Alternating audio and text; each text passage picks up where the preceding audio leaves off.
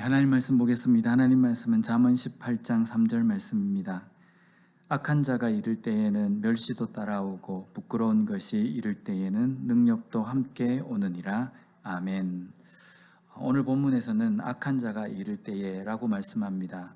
악한 자라는 것은 라샤라는 뜻인데 이것은 옳지 않은 자라는 의미입니다. 의로우신 하나님의 말씀이 없는 사람을 의미합니다. 하나님의 말씀이 없는 사람, 그런 사람이 삶을 살아갈 때에는 악한 일을 즐겨하는 자라고 말할 수 있습니다.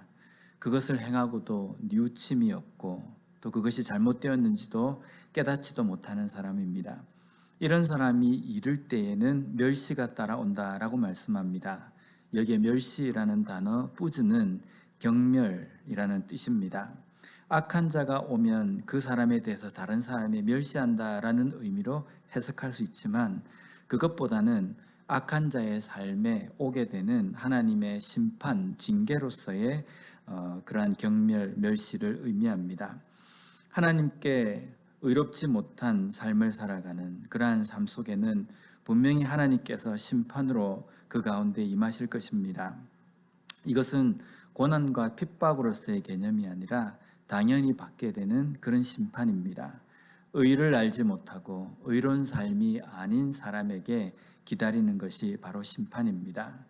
물론 의로운 자, 하나님의 말씀대로 쫓아 사는 삶에는 하나님의 용납하심과 하나님의 영접하심이 있을 것입니다. 두 번째로 부끄러운 것이 이를 때에 라고 되어 있습니다. 여기에 부끄러운 것에 해당하는 헤르파라는 단어는 책망, 비난, 조롱, 경멸을 의미합니다. 부끄러운 것이 이른다라는 것은 악한 자에게는 경멸이 이를 것이고 그 경멸이 이를 때에 라는 의미로서 앞부분에 있는 구절과 연결된다라고 이야기할 수 있습니다. 이러한 부끄러운 것이 이를 때에는 능력이 온다라고 말씀합니다. 이 능력이란 단어도 부끄러움, 치욕, 수치를 의미합니다.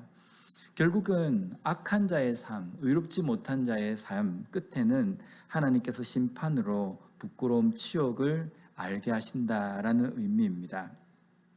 그런데 하나님께서 마지막에 심판으로서 부끄러움을 알게 하신다, 치욕을 알게 하신다라고 할 때 이때는 심판의 때이기 때문에 늦었다라고 말할 수 있습니다. 악한 삶을 살아갈 때에는 무엇이 잘못되었고 어떤 것이 부끄러운 것인지 모르다가 하나님의 심판의 때에 이르러서야 어떤 것이 부끄러운 것이며 어떤 것이 잘못인지를 깨닫게 된다는 것입니다. 요즘 이 시대가 바로 그런 시대입니다.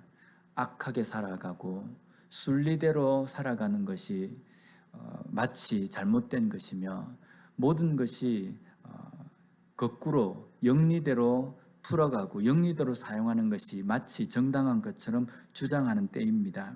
그래서 부끄러운 일을 행하고도 부끄러움을 깨닫지 못하는 이런 시대에 우리 그리스도인이 살아간다고 하면 우리의 의와 기준을 이 세상에서 생각하는 그러한 기준에 맞춰버리면 하나님의 뜻에 어긋난 삶을 살 수 있다는 겁니다. 이 시대에서 추구하는 그러한 기준에 우리의 삶을 맞추는 것이 아니라 절대적으로 변하지 않는 하나님의 말씀에 우리의 기준을 맞출 때에 분명 하나님께서 원하시는 삶, 하나님께서 의롭다라고 칭하시는 그 삶을 우리가 살 수 있다는 겁니다. 오늘 하루 우리에게 주어진 삶을 살아갈 때에 시대에 맞는 의가 아니라 절대적인 기준인 하나님의 말씀에 맞는 그 의로 살아감으로 말미암아 부끄러움과 치욕스러움을 분별하며 살아갈 수 있는 우리의 삶이 되었으면 좋겠습니다. 기도하겠습니다. 하나님 감사합니다. 오늘 말씀을 통해서 다시 한번 이 시대에 부끄러움을 부끄럽게 생각하지 못하고 의롭지 않은 삶을 살아감에도 불구하고 그것이 마치 정당한 삶인 것처럼 외치며 또 목소리를 높이며 살아가는 이 시대에 우리 그리스도인이 어디에 기준을 맞추며 어떠한 의로 살아가야 할지를 다시 한번 깨닫게 해주시니 감사합니다. 세상의 기준을 맞추지 않고 변하지 않는 절대적인 기준인 하나님의 말씀의 기준으로 맞춤으로 말미암아 하나님께서 원하시는 의로운 삶을 살아갈 수 있는 저희들이 되게 하여 주시옵소서. 예수님 이름으로 기도드립니다. 아멘.